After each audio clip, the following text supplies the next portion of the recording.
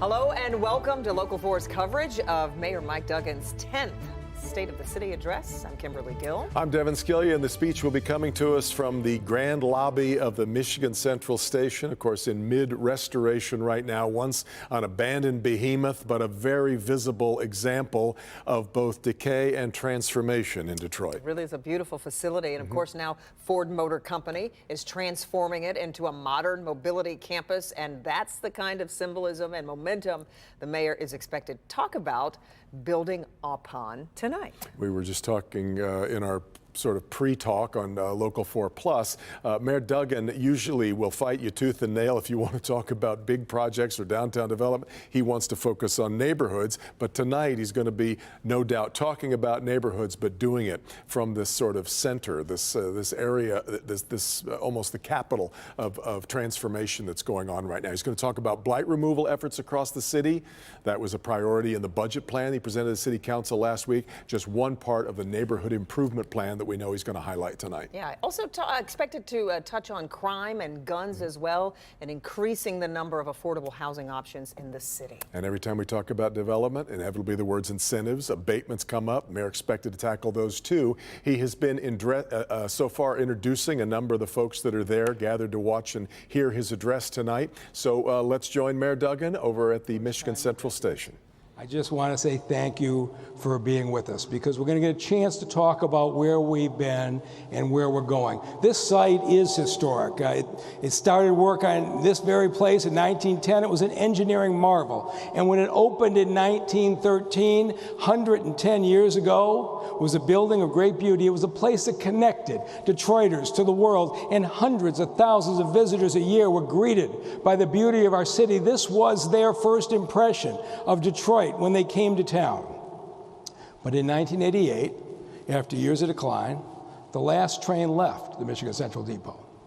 And we know what the station looked like, abandoned inside and out. And on April 9, 2009, Detroit City Council voted 7-1 to order the demolition. Had that vote gone through, we wouldn't be standing here today. But what happened next probably going to surprise you a little, because the people who blocked the demolition were the Maroons, who fought back and said, we think this building has value. They succeeded in holding off the demolition, but at the time I got elected in 2014, it was still sitting here empty. And one thing I knew for sure, I was not ever going to see this beautiful station demolished. And I believed if people could just see what it would look like, we'd generate interest. And so when the Maroons wanted some property, I said, I'll make you a deal, but here's what I want. I want you to spend $4 million and put windows in this empty train station. And he said, what? But they did it. And I got criticized by pretty much everybody in town. Somebody called it putting lipstick on a pig. Except when the windows went in, the effect on this city was electric. Everybody was talking about what that train station could be and could somebody use it. But outside the train station, there was a lot bigger battle brewing. And that was for the future of the auto industry. In 2017, all the national automotive commentators said Silicon Valley is the future. Cars are now computer on wheels. Google's going to build cars. Apple's going to build cars. Tesla's going to build cars. Detroit is in the dustbin of history. The future of the automotive industry is all shifting to Silicon Valley. But I came in singularly focused to say I'm going to do everything I can to make sure that doesn't happen. And we fought back every step of the way. And the first step forward was Mary Barra and Mark Royce, who decided to take what we used to call the Corktown plant and create Factory Zero, a $2 billion investment from GM in its first all-electric factory in America. People said, wow, electric vehicles in Detroit. And then Waymo, Google's operation, had to pick a place to start to assemble their self-driving vehicles. And we went head-to-head with Silicon Valley, and Waymo said, we're going to build this in Detroit at the American Axle facility. And people said, wait, Google's building their cars in Detroit? But we knew what the real prize was, because Bill Ford and the Ford Motor Company had made it clear they were going to compete. They were going to change the way they design vehicles. They were going to find a new location that was going to be an environment for the youngest and creative and best innovators, and they were going to get away from their headquarters and go somewhere. And Bill Ford could have gone to Silicon Valley. He could have gone to Ann Arbor. But he picked right here in the city of Detroit.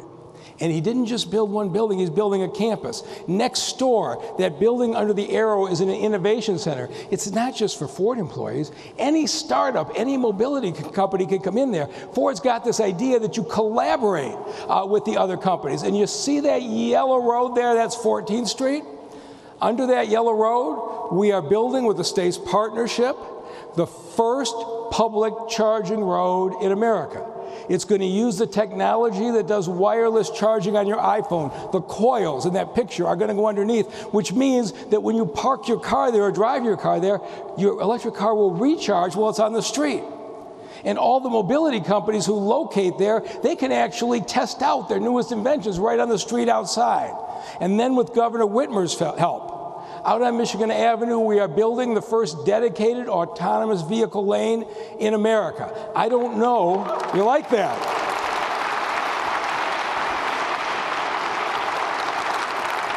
I don't know when the feds are going to make declare it safe enough, but I do know this: when they do open it, this will be the first line, and it'll be filled with Cruise Origins built at Factory Zero in the city of Detroit, and Waymo self-driving vehicles in the city of Detroit, and America's first automated vehicle lane.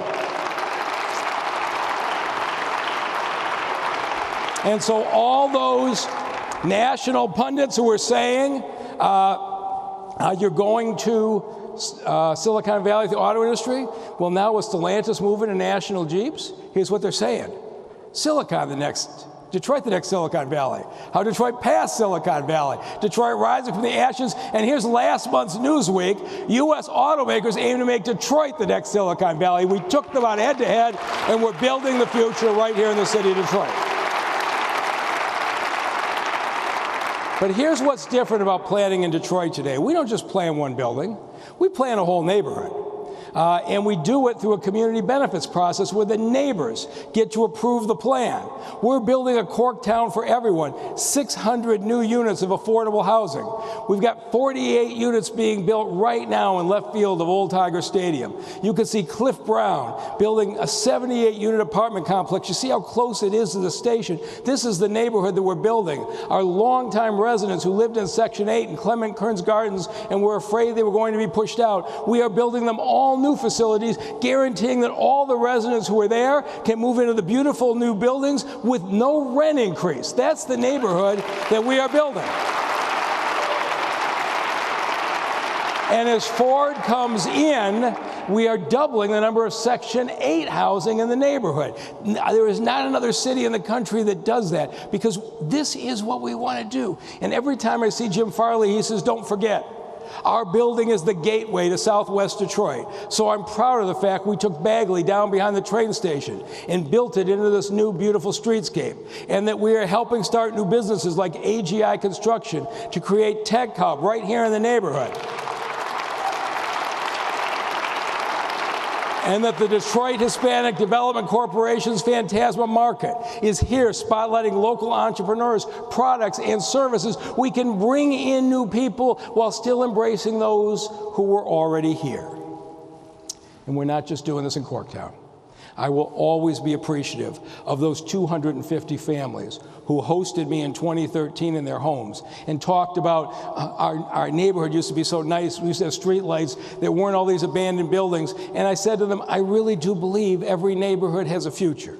And the folks who hosted me and who believed, who stayed in their homes, it seemed impossible. 40,000 vacant houses we had to knock down. But with the help of the Obama administration and the people of Detroit passing Proposal N, our progress is dramatic. Jerry Kavanaugh and the council promised to rid Detroit of abandoned homes in 1965. And here we are 60 years later, and I won't tell you we're at the end, but we've reached the beginning of the end. And here's why I say that. The land bank owned 47,000 vacant houses when I got here. Today, they own 7,000. And how did we do it?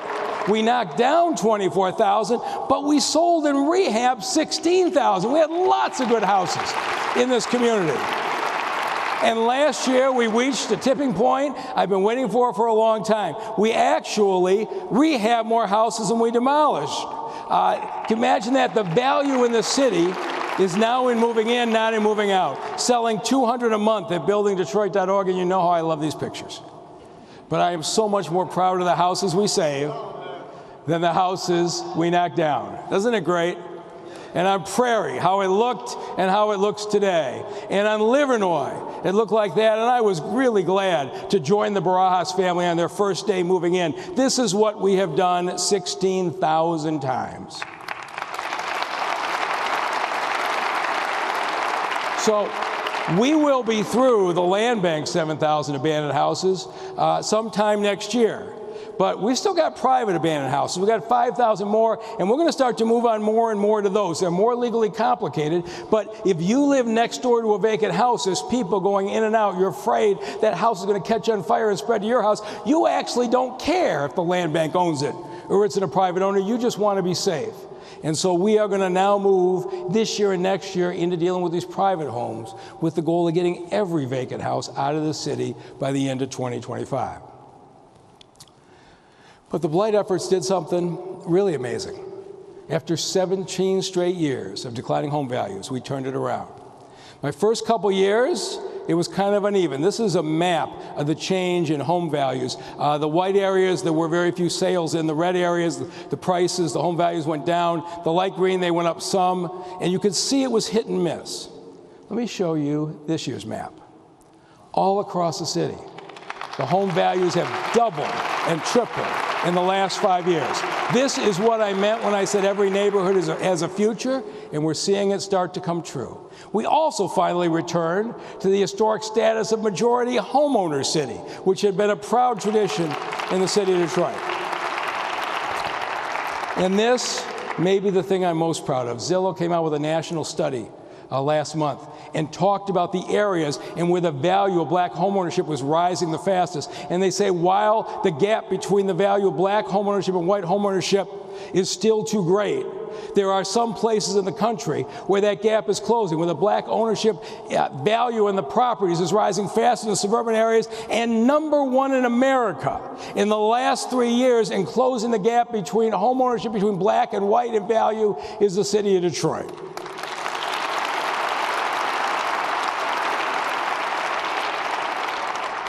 So I'd like to tell you, we're all set, right? The job is finished? Oh no, we're just getting started. I got 10 more steps we're going to take because we are at a point now we can build the kind of neighborhoods we all wanted. This year, we're going to clear another 1,000 alleys. We've got 2,000 down. This will be another 1,000. Next year, we'll finish. We've doubled the DPW cleanups. The garbage is always dumped. You see them on the vacant lots around the city. And if in the last few months you've looked around and said, you know, it seems like there's less garbage on the vacant lots, there is. We doubled the number of cleanings, and this is a great time to thank all 9,000 city workers. They've been out there summer, winter, delivering just great service. But we aren't going to get rid of all this stuff unless you know when to put the bulk out. So I'm fed up with people asking me, what day does the bulk go out? How does it go out? So next year, our garbage contract is up. We're going out for bids right now. And next year, we will return to every week bulk pickup the same day as your garbage pickup.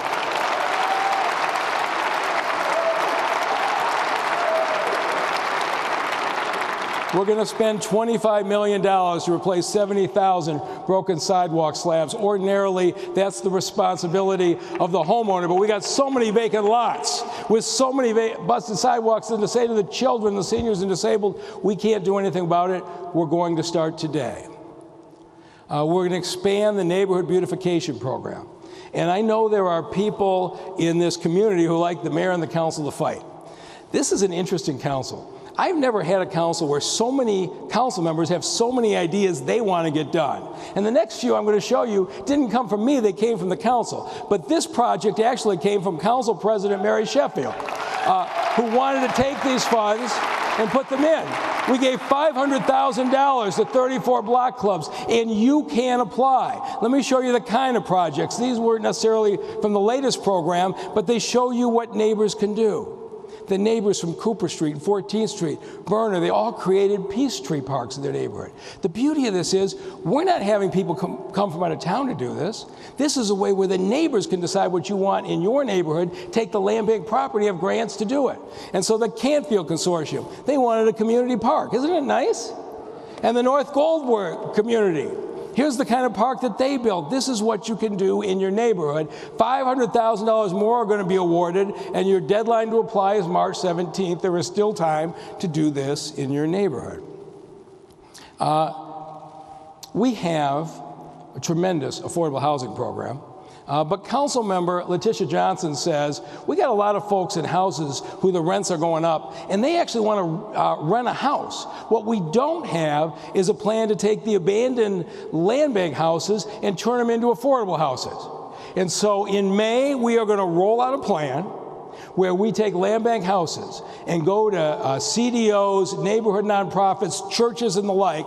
We will give you the house, put up to $75,000 into that house if you promise to rent it out or sell it to a person of low income, so we can move low-income families into the single-family homes and mix them into the neighborhoods.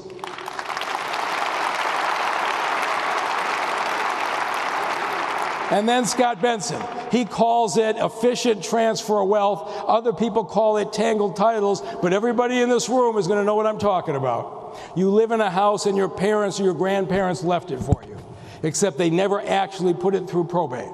And you don't technically have the title. And it can be really difficult to get a mortgage or to sell the house.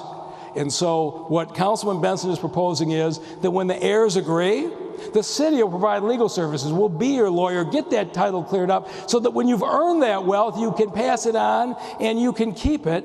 And beyond that, we'll provide educational materials so other families can do it. We have this huge buildup in the value of the property values in our houses. Let's make sure that they're passed on to the next generation.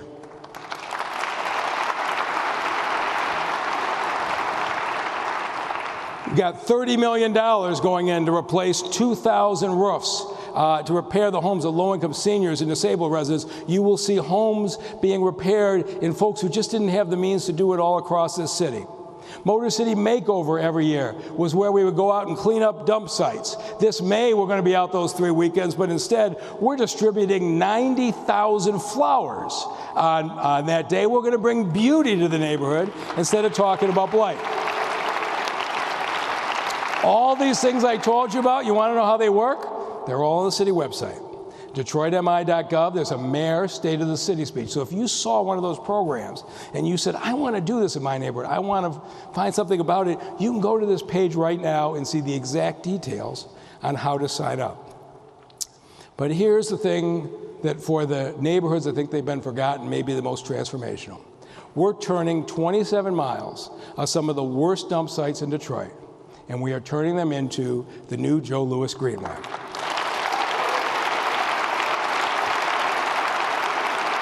These are neighborhoods that backed up to abandoned railway right-of-ways and tires and garbage for years, and now this is what they're going to get in their backyards. It started near the riverfront, and the Riverfront Conservancy does such a great job with the DeQuinder Cut. And in November, we opened the next phase from Warren to Joy, one of the largest play structures in America. This year, we're building north to Fullerton. Here's how it looks right now. Doesn't look the greatest, but here's how it's going to look by this summer. And then, County Executive Warren Evans is here with his support. We're going to cut across Highland Park and connect up with the states working in Hamtramck in 2024. That's what he's going to do to Highland Park. So that by 2025, you can see the pieces starting to come together. By 2027, they will be built all the way out. But I will say this again. This is not about a place to ride bikes or walk. This is about neighborhoods that have been forgotten. I have been in that Tireman and Livernois neighborhood so many times going back to 2013. They said nobody cares about us. The city never comes down here. And I have been just so proud in the last year to go into the neighborhoods who thought they weren't important to see. They have now got one of the most beautiful developments they could have. And Here's the real impact. We've taken more than 23,000 tires and 100,000 tons of debris out of their backyards. And you're going to get a chance to hear from somebody who's lived in this neighborhood near Retirement in Livernois for more than 50 years.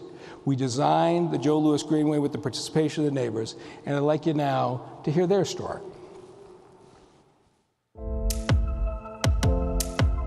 The Joe Louis Greenway is everything to our community. Before the Greenway, there were abandoned cars. It was a dump site. And to look at it now, it's amazing. This is what I remember growing up. We take care of our neighborhoods. When we found out that the Joe Louis Greenway was coming through the neighborhood, we were very excited for the neighborhood to thrive, for there to be new businesses to come over.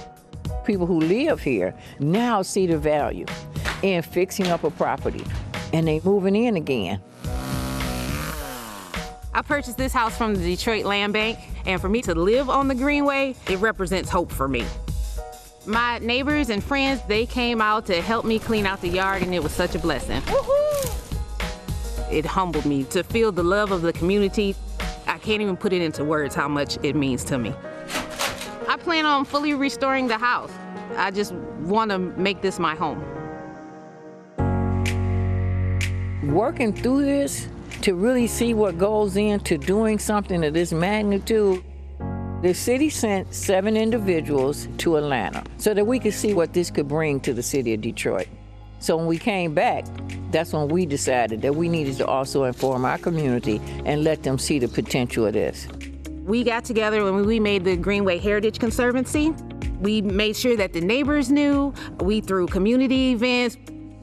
It just takes one person to affect the beginning of a change. I love bike riding. Getting on the Greenway, just blocks from my home, it's a feeling of freedom. It represents some place that you can be proud of. The heart of the Joe Louis Greenway is really the people. Also, it's the heart of the people who work at City Hall to make this happen.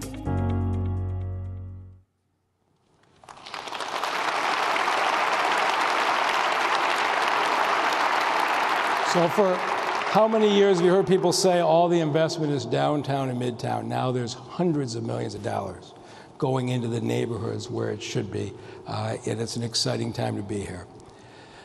But the most important thing we can do for every neighborhood is to make them safer. And our shootings are dropping from their COVID surge peak, but they're not fast enough.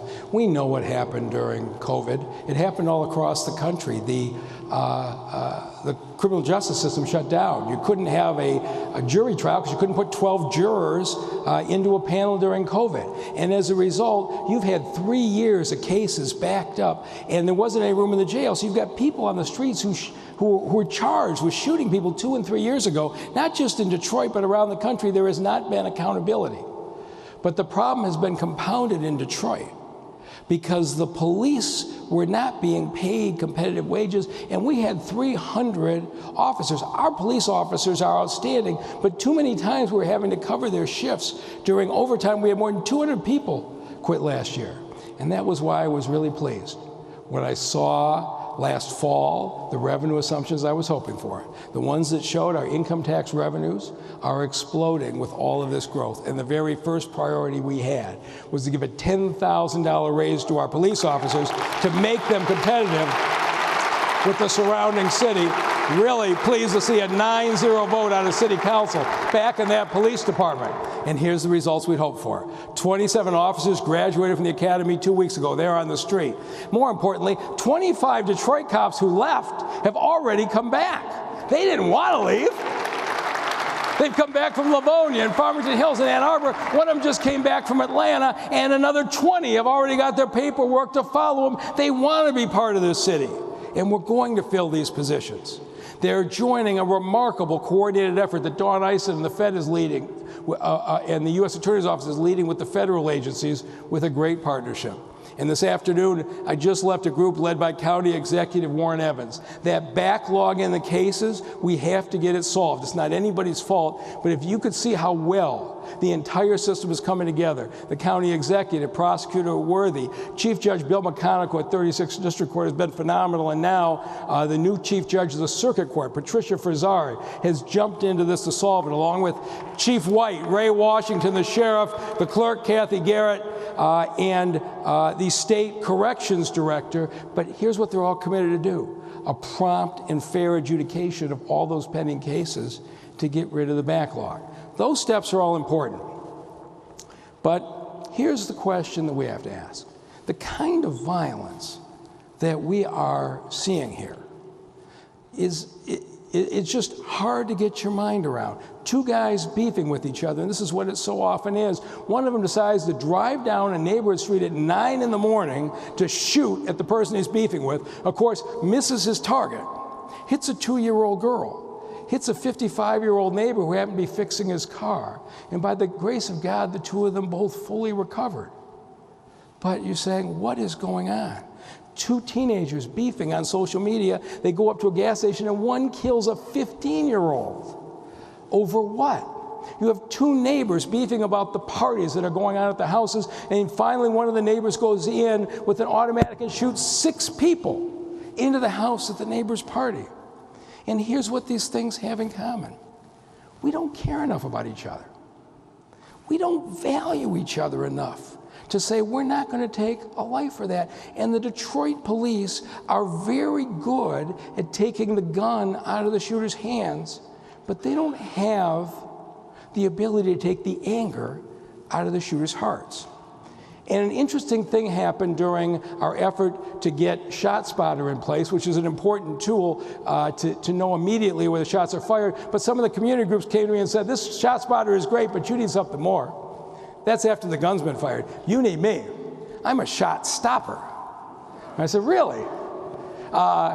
Is that possible? Is it possible you get community groups to intervene to be shot stoppers? And so we're going to give it a try. We're going to partner with community activist groups with history of gun violence, and we're going to give them targeted areas. And I want to thank Councilman Fred Durhall and his Violent Crime Task Force for their effort on this.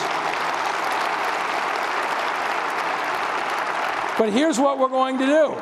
We're going to try this in a way nobody has. We're going to say to the group, if you want to bid on this, you pick an area, 3 to 4 miles. This is the map of the city. The red zones are the violent zones. We know this. Not every neighborhood has a significant violence problem. There's a handful of concentrated areas, but if you look back 5 years, Todd Bedison says it's the same neighborhoods. What if we took groups that are from that neighborhood, that know the history, know the families, know the dispute, know the trauma that folks have lived there? Could they reach out and diffuse some of this? Whether it's the west side or you pick a neighborhood on your east side. This is what we're going to try. And I don't know if it's going to work, but we're going to try to do this by holding these groups accountable for their own theory. And so tomorrow, we're releasing proposals to spend up to $10 million on the folks that we're calling shot stoppers. And if you want to get together with a group of others in your particular neighborhood, because you have the strength, you can put in a proposal and pick your gun violence zone. Where do you have the strongest ties? Where do you think you can have the most impact? And we're going to measure you on whether the shootings go up or down. We'll give you time, a 2-year contract at $700,000 a year, so that you can get embedded. And here's the other thing. If your shootings go down, we'll give you another $700,000 a year to expand your programs. You succeed and you get more funds. And so we're going to see this play out where I believe, our strongest, most tied-in groups will take responsibility for an area. What happens if you get the police and the courts and the community activists working together? Can we change the hearts? Can we diffuse the anger in some of these neighborhoods? This is what we're going to try in the next year.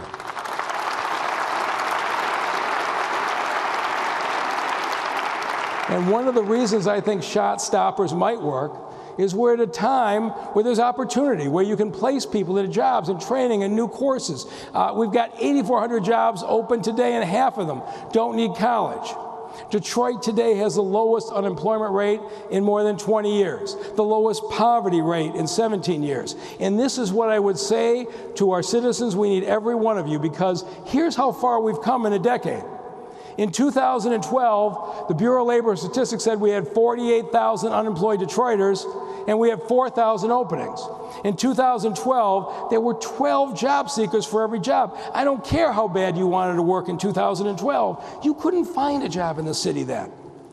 But 10 years later, here's the last number from last year: 17,000 unemployed, 9,000 job vacancies. There's 2 job seekers for every job.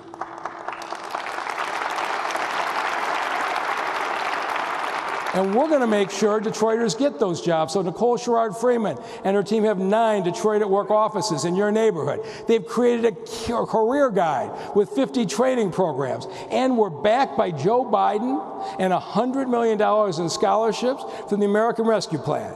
And I have to say this: I never in my life thought that the president would call me and ask me to come to the Oval Office to talk about how to do city rescue packages. But I got a chance to help design this. And then just last month, Gene Sperling, the top advisor, came in and said the City of Detroit Scholarship Program, the White House is looking at as a national model. We are going to make sure our residents get these opportunities. And so if you need a literacy class, you want to learn to read, not only will we give you the classes, we'll pay you $200 a week to learn to read, either going into class or you can do it from home, and we'll provide you the laptop. If you don't have a high school degree, you can make up to $200 a week taking your classes. Your earnings power are so much greater. 100 have already graduated. These are exciting events. Our Skills for Life scholars are training right now for jobs at $17 to $25 an hour in the 50 different training programs. And if you have a criminal record that's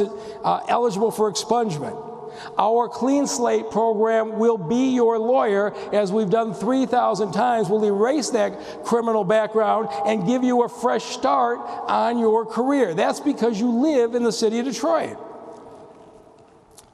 You've been unemployed for 6 months? You've given up hope? Our Jumpstart scholarships will help you with life expenses for your first 18 months. So I need childcare. My car's broken down. I'm behind in my rent. We'll start you out with $600 a month to help you jumpstart. And you won't be alone. 18 community groups will be there to partner with you to help you through it every step of the way, because we need every single Detroiter. I can keep getting these companies to come back into the city, but we've got to have Detroiters fill in those jobs, and there is a place for you in a career that you want.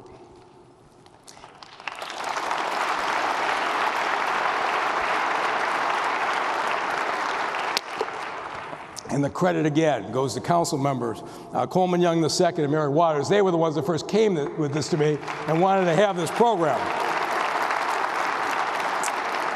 So you can see it right now, DetroitAtWork.com, and sign up for the programs. So in just 10 years, how did Detroit go from 12 unemployed for every open job to just 2? Well, we brought thousands of jobs back into the city. The Fiat Chrysler plant alone brought more than 4,000 jobs, good-paying jobs with benefits. 1,000 workers now at GM's Factory Zero.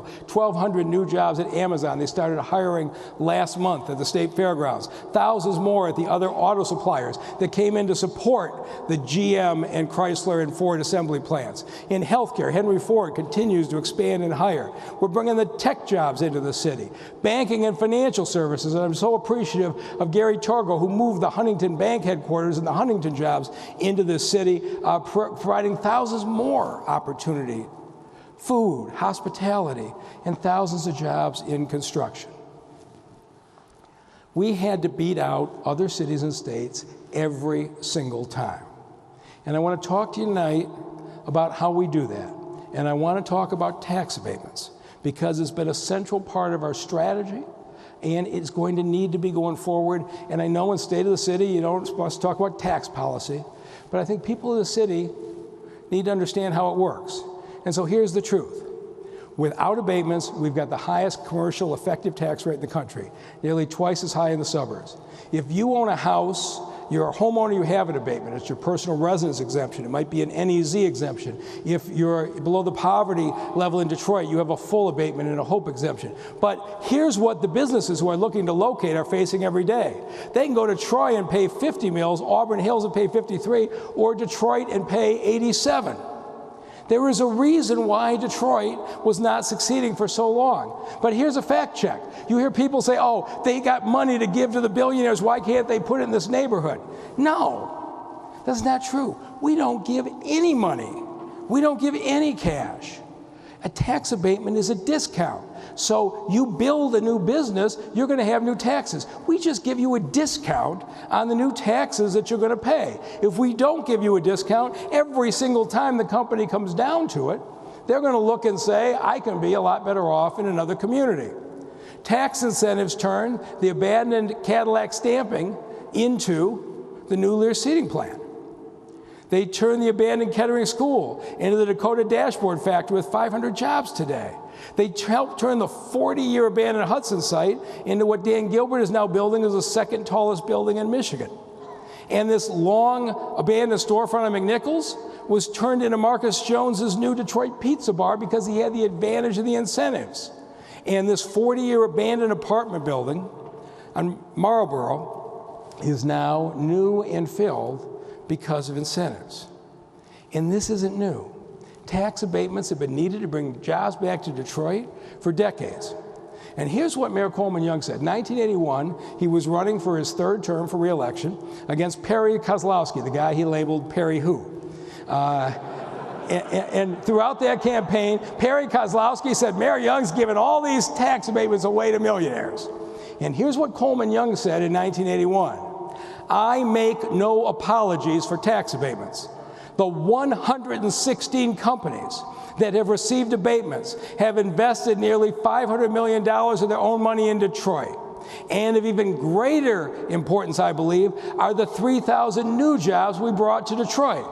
40 years ago, Coleman Young understood that when you have a good-paying company with good-paying jobs and benefits, every city and state wants them. This is hand-to-hand combat to get these companies into Detroit so that our residents can get them, and nothing has changed today. And I want to show you where we would be without those incentives. Those buildings I just showed you, does this look familiar? This is Detroit 10 years ago. That's how all those buildings looked. And here's how they look today, with thousands of new jobs back in the city.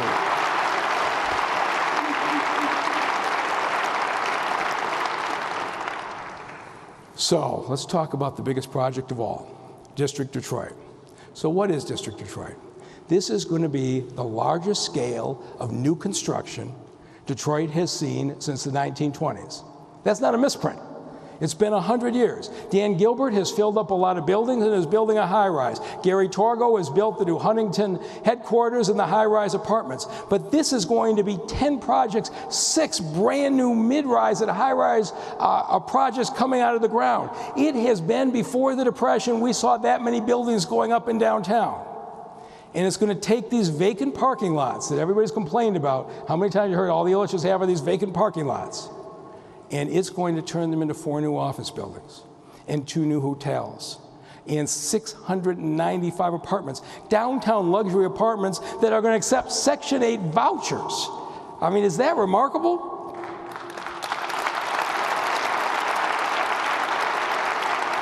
So the Illiches have finished a number of new buildings in District Detroit, but they realized for something of this magnitude, you need a whole different level of developer. And so they went to a fella who is America's largest developer, Stephen Ross. You want to know about Stephen Ross? He grew up on LaSalle Street near McNichols in the city of Detroit. He went to Mumford High, graduated Wayne State Law School. All right, Marshall Bullock is clapping somewhere. All right. He left Detroit in his 20s and started a new affordable housing real estate business. And today, that company he started is America's largest real estate development group, the Related Companies. He's who's coming back. But when he came back, he didn't come back starting with development. The first thing he started by saying is, with all that's happening with the auto industry and the fight with Silicon Valley, we need a University of Michigan graduate school in downtown Detroit. And Stephen Ross started by writing $100 million of his personal funds to bring the University of Michigan into the city, right across from Cass Tech. No abatements, no incentives. And while I'm on Michigan, thank you to our new president, Santa Ono, who has now bought into this project the way the University of Michigan should. It is going to happen. So when it's fully built, what does it mean? It means $1.5 billion in investment, 12,000 construction jobs, 6,000 permanent jobs, which is why I was pleased to see the Neighborhood Advisory Committee, who heard on this, the people who live there, just voted to approve the project. Now, here's what you hear about. They're asking for $800 million in tax discounts over the next 35 years. How much is that going to cost me? Well, if you're a City of Detroit taxpayer, it's going to cost you $0. Coming out of Detroit school taxes, $0. Coming out of Detroit library taxes, $0. So where's the $800 million coming from?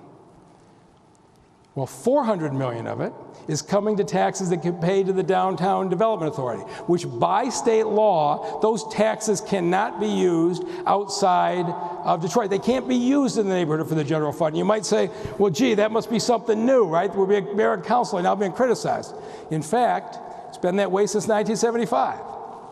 In 1975, Mayor Coleman Young convinced Lansing to pass the Downtown Development Act to capture the property taxes downtown, because he looked out and saw the city built out, and he said, the city of Detroit is never going to be able to survive on the property taxes. They're going the wrong way. The only way the city has a financial future is to get businesses here and build off the income taxes. And that's why he passed the legislation. So 40 years later, was his vision right? Well, here are this year's budgeted revenues: $135 million in city property taxes and $395 million in city income taxes. 40 years later, we continue to benefit from a mayor who had the foresight to put the community first in spite of the criticism.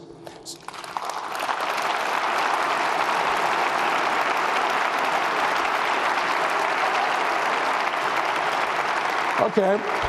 So $400 million comes from the DDA. Where's the other $400 million come from? Comes from the state of Michigan. They actually rebate part of the income taxes paid by the workers. But of course, the state's going to come out way ahead with the 12,000 construction jobs and the 6,000 permanent jobs instead of a bunch of parking lots.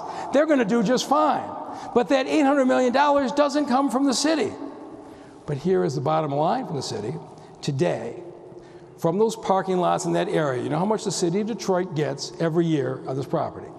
$249,000. We get some income taxes from the parking valets. We get some utility taxes for the parking lights. When this project is built out, the city general fund will get $21 million a year.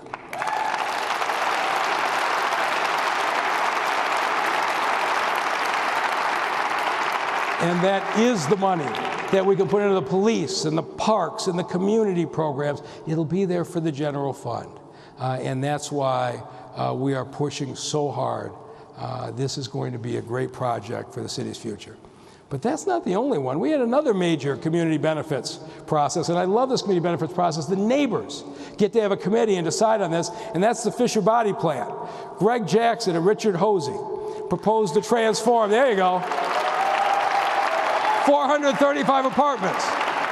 Largest black real estate development in the city's history. They went through the same process, met with the neighbors, and the neighbors on that project agreed as well. In August, City Council gave them unanimous support to move forward on this so that this beautiful project is going to be done by Detroiters for Detroiters.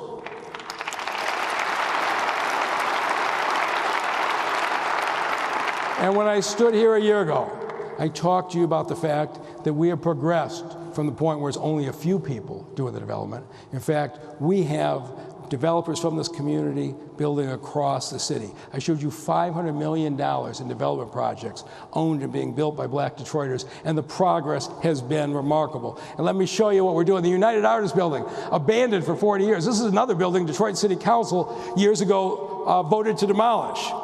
But today, Emmett Moten and Richard Hosey and the whole team of Detroiters are building it. The work's going on with 150 new apartments in this downtown landmark.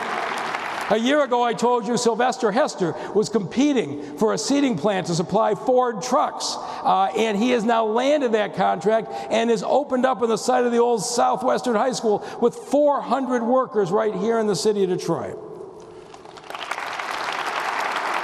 And this vacant lot at Garfield and John R., Sonia May's finished with 68 new apartments on that site.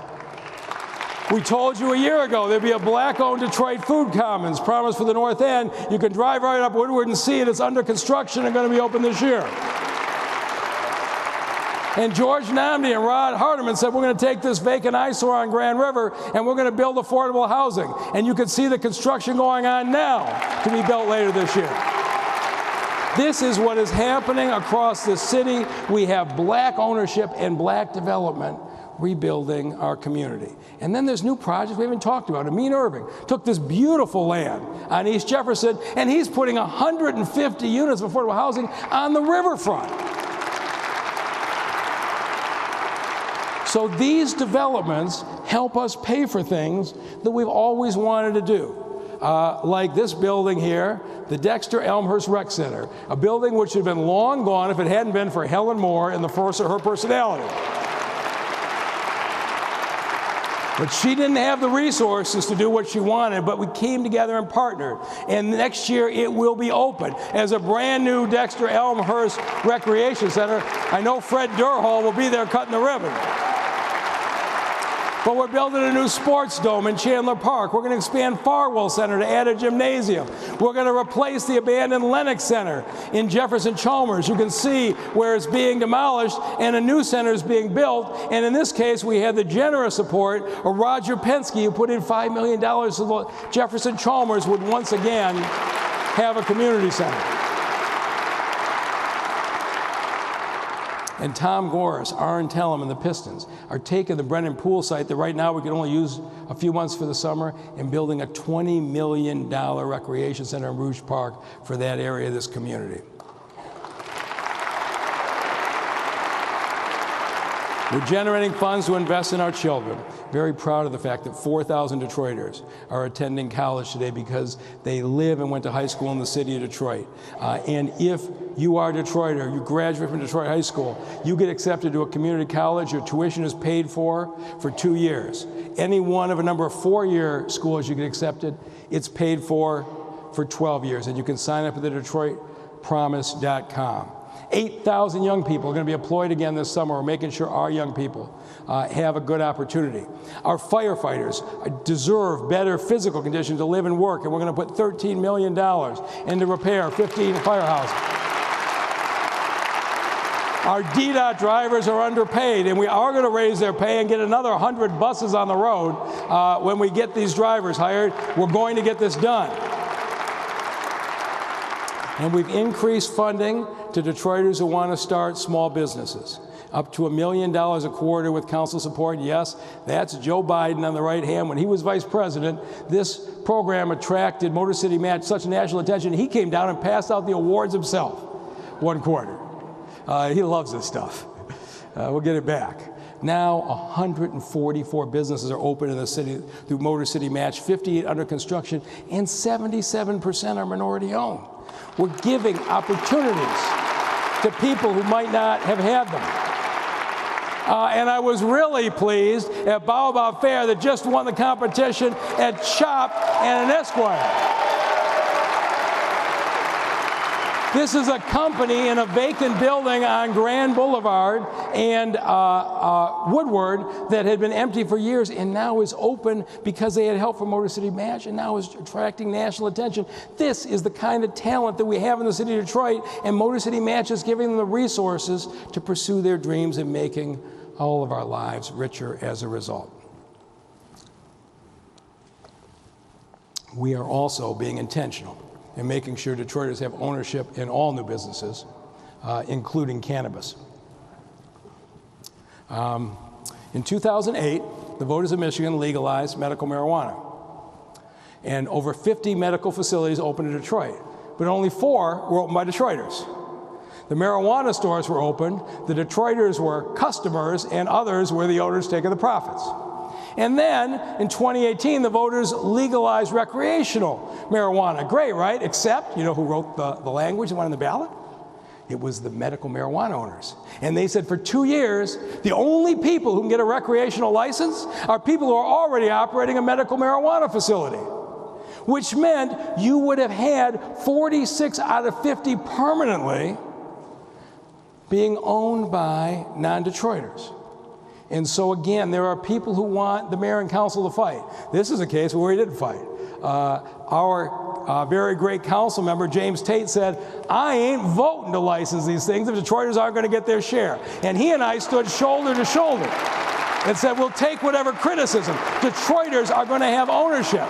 We got sued 6 times. I am not exaggerating. 6 separate lawsuits by people trying to preserve non-Detroiters' advantage. We stood shoulder to shoulder every time. And when we won in court, we reopened the licensing process. And here was the interesting thing. Councilman Tate and I, that year we were in suits, we didn't waste the time. We realized that the people who had the medical facilities were all ready to go. We used that year and we held seminars for all the Detroit applicants, helped them get sites, helped them get financing. So when finally the court released the injunction, the delay backfired. Because in December we issued our first 34 recreational marijuana licenses, 56% owned by Detroiters, 50% owned by African Americans.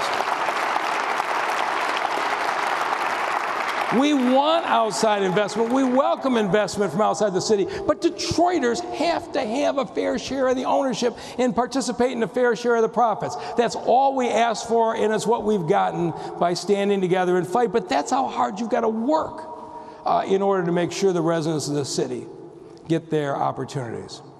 And there's no issue on which we've been more united than affordable housing. In May of 2020, all the prediction, mass eviction crisis, Detroit, it was coming. Didn't happen. It didn't happen because we acted decisively. With the help of Joe Biden and federal money, we hired lawyers and put them in courtrooms. There's talk about right to counsel now. I started right to counsel in 2020. We put 25 lawyers in courtrooms, and we stopped 10,000 evictions at the height of COVID. We helped another 20,000 families get assistance with back rent. And now that the federal money is winding down, we need to find a way to continue that. And if you get an eviction notice, you shouldn't pay attention to some of the media that might mislead you. There's a lawyer there waiting for you. Go to court. Don't accept a default. We will be there to support you. And Council President Mary Sheffield deserves enormous credit for sponsoring this right to counsel legislation from the beginning. And Dan and Jennifer Gilbert put $13 million in to keep that legal representation going. This is what happens when we all work together, and we're going to continue to do what we need to do, that those who are being unfairly evicted have representation. And we're going to be going, our great speaker Joe Tate and the head of the Detroit delegation, Tyrone Carter, going up to Lansing because Detroit isn't going to be able to afford to do this alone. And council and I will be up asking for your help. But we protect affordable housing. When the affordable housing is in risk of being lost, we step in and we preserve 7,900 units, 2,000 in progress. We don't have what's happening in other cities where when the affordable housing lapses from the federal government, it goes market rate and people get kicked out. Every single time, Donald Rensher and Julie Schneider in our housing department make them a new deal. And we preserve these 7,900 all across the city. Then we built 1,500 new affordable units, because we know what the other cities in America are seeing when you don't act. This is the scene in many of our cities, but in Detroit, you have a mayor and council committed to affordable housing. That's why I was pleased last year when council members Waters and Johnson and Callaway and Santiago Romero partnered on a new $203 million affordable housing initiative. And does it seem like we've got a new housing announcement every week? It's true. The last 12 weeks, we've had 12 different affordable housing, either groundbreakings or ribbon cuttings, we're building at a rate the rest of the country envies. And this month, we know it's not enough. Property values keep rising in Detroit, which means people are going to be pressured in higher rent.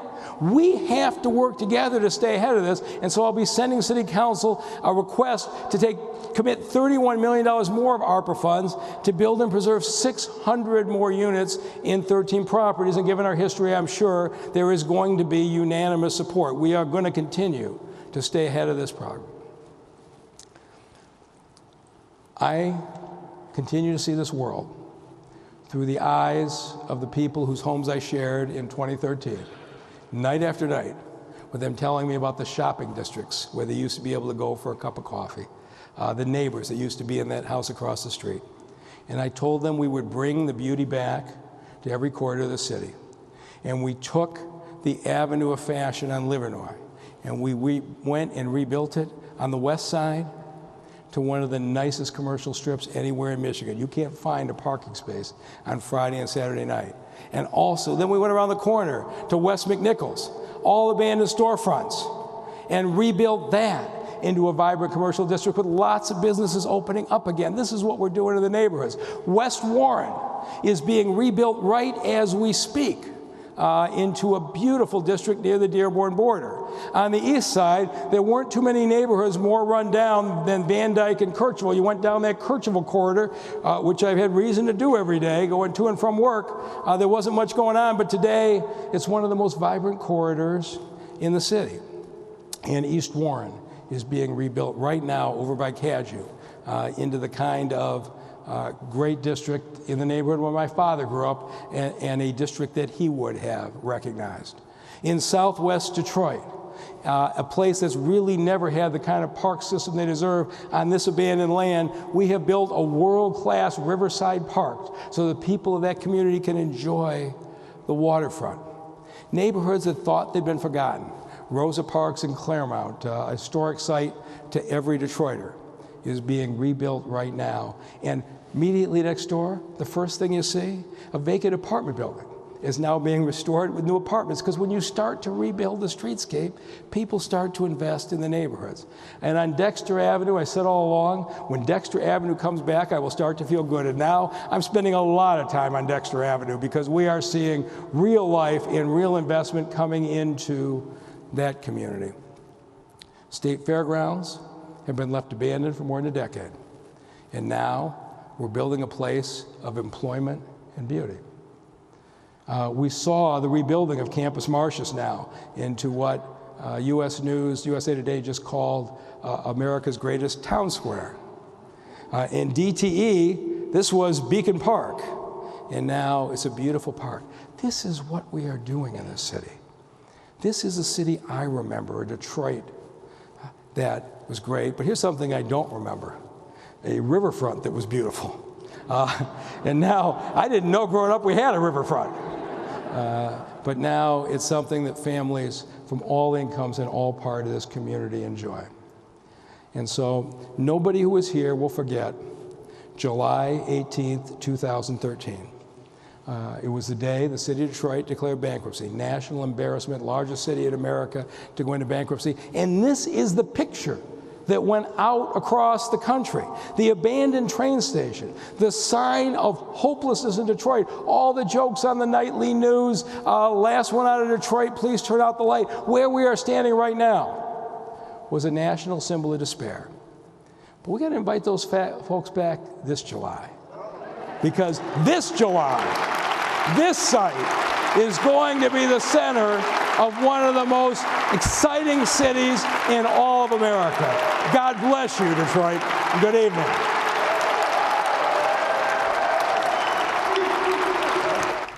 There you go, Mayor Duggan delivering his 10th State of the City address in front of a big crowd, a very enthusiastic crowd, and what a setting through this, what we're watching happen at Michigan Central Station. A wide range of topics, jam-packed, talked almost an hour, 58 minutes, and you've got a lot more to discuss over on. We do. We've got a roundtable raring to dig through some of the finer points of what we just saw, but have you ever seen a mayor more? He is the PowerPoint mayor. He just loves the multi multimedia approach, doesn't he? Yeah, he's running, video montages and all the pictures. I thought it was, really always well put together. Almost an hour's worth of the address, so fact checkers are a little busy as well. But I hope you'll join me and Christy McDonald and our roundtable starting here in just a few moments over on Local 4 Plus. For now, thank you for watching our coverage of Mayor Mike Duggan's 10th State of the City address. We'll see you back here at 11 or sooner at 10 on streaming.